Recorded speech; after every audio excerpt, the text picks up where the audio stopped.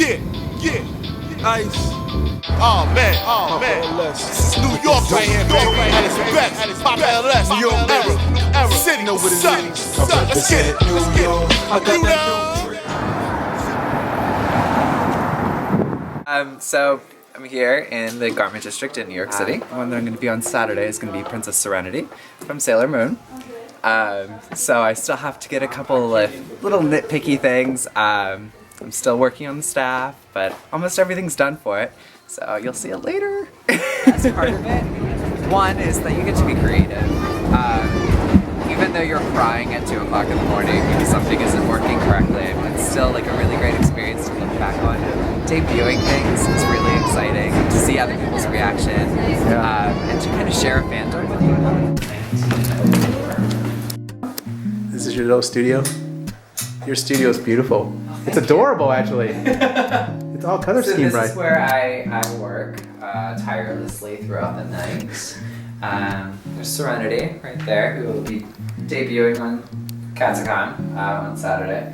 And this is my giant horse head, because everyone needs a giant horse head in their life. Okay, so to make it easier to move around the convention with Serenity, she normally has such a long train, and I don't want to get it ruined, honestly.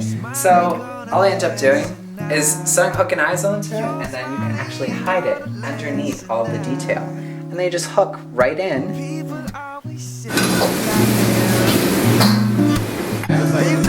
You're giving your permission to go somewhere else, you don't have it. Okay, so yep, and this is the one. NYC. What is today's plan?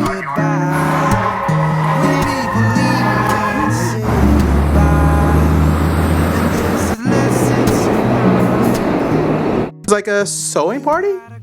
Yeah, Crafting circle? Last minute things done, which I know until the day before we leave, we're still gonna be working on stuff. This is a Boba Bee, Apollo, and this is a resin sew from Boba Bee also. And they've been sitting here collecting dust because of Katsucon, so I haven't been. It's a convention sewing machine. Yes. Easy to pack. It's not that heavy, and it actually it's not a toy. So it's from Singer. I met her at Bath, 2003. Wow. And she was cosplaying Yuna. This first time I was seeing, this is the first time I saw a cosplay in real life. Yeah. She was awesome.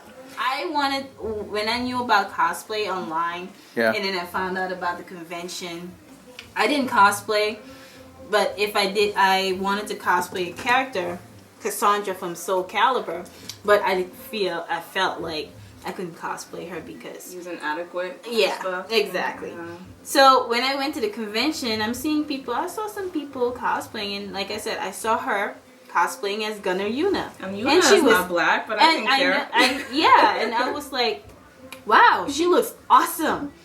And I was like, after that, I was like, you know what? I'm going to cosplay Cassandra. If she can do it, I can do it too. She was dressed as Phoenix. What? And they didn't like it because she wasn't their version. They were calling her the ghetto Phoenix because she's black. For the pictures of me from the costume contest, I was told that I was too fat to cosplay Poison Ivy. Poison Ivy isn't black. And I was like, you don't even know who's at my breakfast table in the morning, so how do you even know what my ethnicity is? Like, how do you just subject to someone just go by to a label? I hate it. Yeah. And gave me a stack of comic books, a box that big, that ranged from 70s, 80s, and the 90s. So a hardcore portion of me grew up on American comics. Yeah. But I did reach out, and once I had access, I love Japanese culture, so with that came in the influx of anime and came in the influx of everything else, and so I reached out over time and loved both. So I have a love of both. I don't back then, 2004. Speaking in thing. Yeah. Oh wow. Okay. And when I found it and I saw her, I'm like, she was even more awesome because, like I said, it's because of her I started cosplaying. She's dressed up as Gunner Yuna. What's it gonna take? magic to show them that it's fake.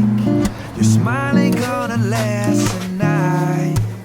Your smile ain't gonna last a night.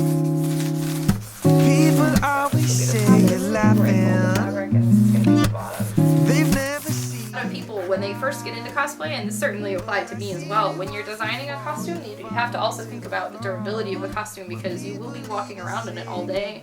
You'll have to sit down in it, you'll have to eat in it, you'll have to pee in it. So, you know, you gotta think of how you're going to spend the day in that costume, not just looking good. I mean, a lot of people do sacrifice their comfort. I have done that before. My boyfriend's best friend is coming over later with a full-length mirror because my full-length mirror broke and it's really hard to work on cosplay without a full-length mirror. So he's gonna come and he's gonna have a car, so I'm hoping he can run over this a few times. Especially since it's nice and muddy out, it'll make it look nice and weathered and worn in. Okay. Most common question I ever ask, where are my scissors? I don't particularly want to go back, I don't know.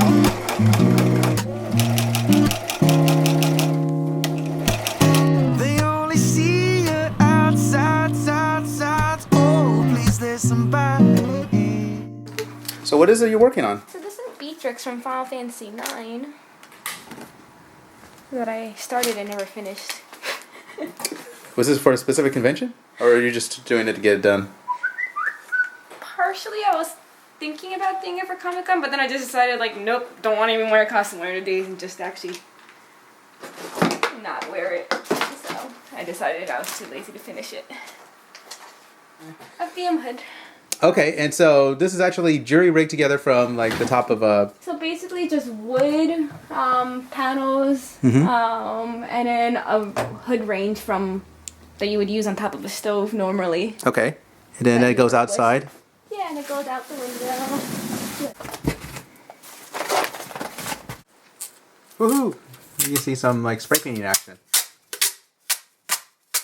Oh, so this is something you just kind of picked up from your parents? Yeah, so growing up, like, to me, the concept of, like, if I wanted something, I could make it was always, like, what it seemed to be. Just when I got older and I didn't like things in store, I was like, I'll just learn how to make it. I'll just make it. A bunch of other projects, like last year I made 2013, my big project was making a board game. Yeah, so these are actually figures from the game? Yeah, these are the silicone molds of the figures. Okay. They're modeled after DJs. Oh, okay. So Holy Ship's the name of the cruise. The unofficial board game? Yeah. So you actually... The other one's open for the cards. Oh, and then there's figurines and then there's dice. Yeah, so it's a board game. It's kind of like just make it from the start to finish, but it combines kind of like the King's drinking game. So it's all like drinking challenges and then Trivial Pursuit. It's like questions about all the DJs that have been on the board. This one's supposed to be Diplo, and then this one is Gestapostein and Brudinski. So yeah, I paint them, and then I put clothing on them. I gotta repaint some of their parts. But then I cut little clothing and glue with fabric glue, little clothing on, and then attach them to the base.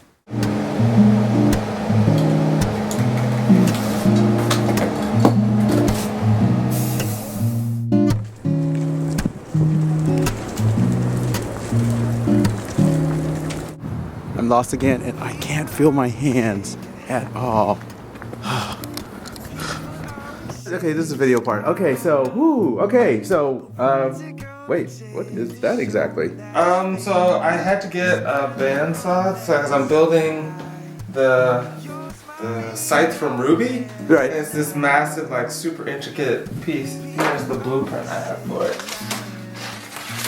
So it's like all this, like, weird detail work. Mm-hmm. So I'm making it out of, like, central plastic, and to get it, like, the lines cut nice and even, I bought like one of these like little bandsaws. I had no idea they made them small. Yeah, I got lucky. Dremel just made it like a year or two ago. So it's like nice because I mean, typical New York apartment, I don't have a garage or anything. Yeah. But like, I was able to cut off these pieces using that, and then yeah. And this is my chess piece. I'm doing Loki from Agent of Asgard, the new comic. I can show you a picture of it. But this is just all Warbler that I cut out and then into the basic shape, and then I cut out like thousands of these like little squares and just like kind of been hand painting them. Wow. Like, all day. just think a lot of times male cosplayers become invisible to, you know, nerd culture and anything as well. I mean, even kind of like, I mean, that show has its problems, you know, with Heroes of Cosplay, but the producer said, oh, we didn't think there was any need to have any guys because they're not good cosplayers and their costumes aren't that interesting and anything like that. And it was kind of funny, the people they put on that show, that wasn't even the best work those cosplayers do, so it was like, what do you really think about male cosplayers? But I just feel like a lot of times male cosplayers kind of get left out or forgotten. Like I did the World Cosplay Summit last year, and there were only like 2 males in the whole competition, and like no male judges from male perspective or anything whatsoever. And like anytime you go to a cosplay panel, it's almost always girls. Like I think I've only been to 1 cosplay panel that had a guy on it, and that was at SDC. And the guy on the panel was the guy that runs the masquerade for SDC. But you just rarely see male cosplayers like in the blogs or on, you know, a lot of Tumblr posts are mostly just for girls and not really guys.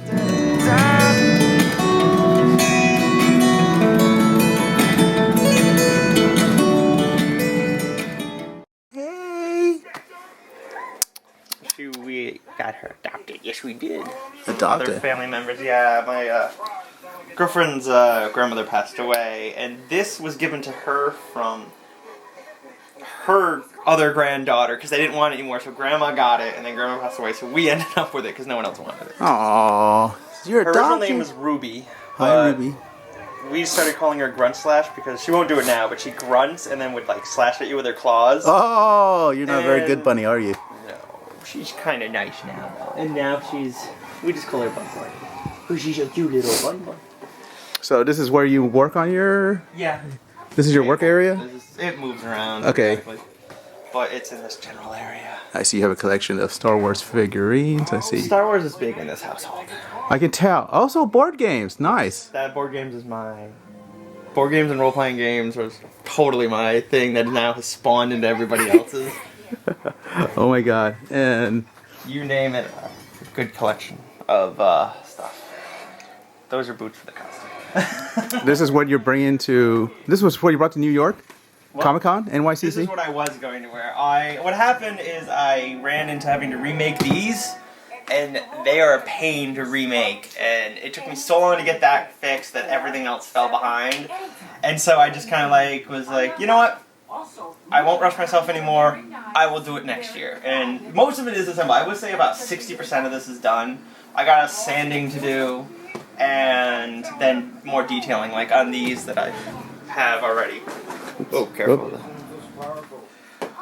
Like with this one, I've started making the detailed damage that the suit has taken over the years of battling. Mm-hmm. Because these are Space Marines, and this is what it looked like beforehand, like before I started to cut out all the excess pieces and didn't... Oh, that's backwards. I'm aiming for about 8 feet.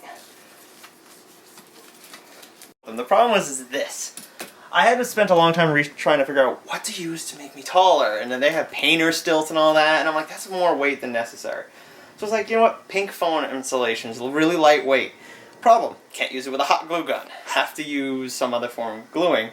So I used Gorilla Glue, which takes a little while. So that's where all this time started building into this thing that it took me a week just to glue them together because I had to glue them in bits and pieces, and then assemble them and glue it, and then wait for a couple hours for it to dry, and then put the next stack on. Okay, I have to ask you, if you spray paint and do everything down on the street, doesn't your neighbor look at you like, what the hell are you doing? Yes. Especially when you're spray painting Nerf weapons. So, what do you think your neighbors think of you? We normally get away with when they ask us what we're doing, and we're like, we're getting ready for whatever con is coming up. And they're like, oh, Comic-Con, yeah, we know about that. Because it's always in the papers of New York City, like all the AM New Yorks, and it's on the news because it's always big, so... a lot of the people know it. So once you mention that, they kind of understand. So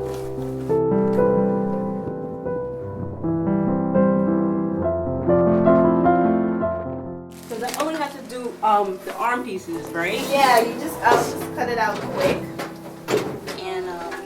And you have no poster board at all? I have poster board, but it's enough to do the knife and fork.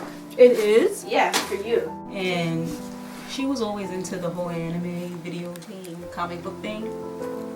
And me, I was just, just a teenager. Well, we weren't even teens. We were like pre-teens. And we just went over. I went over to her house one day, and we've been, you know, cool ever since. She hooked me up with anime, video gaming, and comics. She ruined my life.